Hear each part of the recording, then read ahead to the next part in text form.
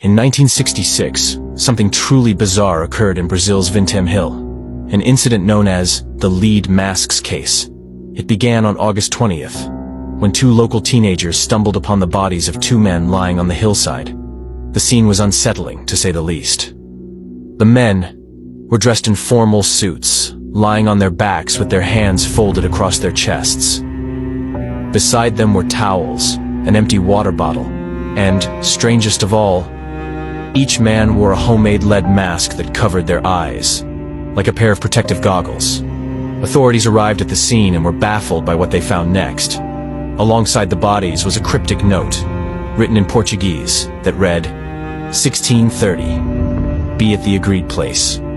1830, ingest capsules. After effect protect metals. Wait for mask signal. There were no signs of struggle, no injuries on the bodies, and no clues pointing to the cause of death. Toxicology tests were inconclusive due to the advanced state of decomposition, and any traces of the mysterious capsules were long gone.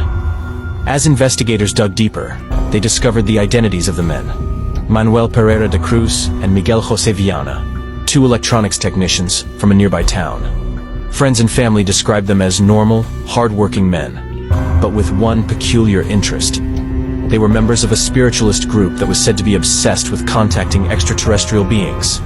Some reports suggested that the men believed they were on a mission to meet with aliens, or to conduct some kind of scientific experiment. But here's where things get even stranger. Locals claim to have seen a UFO hovering over Vintém Hill on the very night the men died.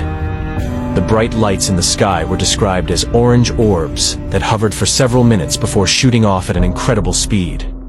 The investigation turned up another bizarre lead.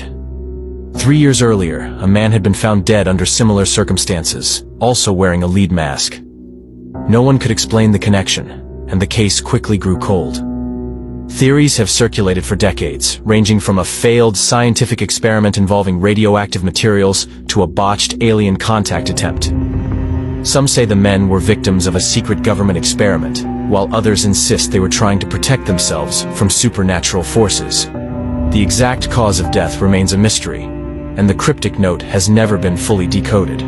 What did the men expect to happen when they wore the lead masks? And what signal were they waiting for? If you want to venture further into the bizarre and unexplained, follow Dark Files for more stories that will leave you questioning what's real.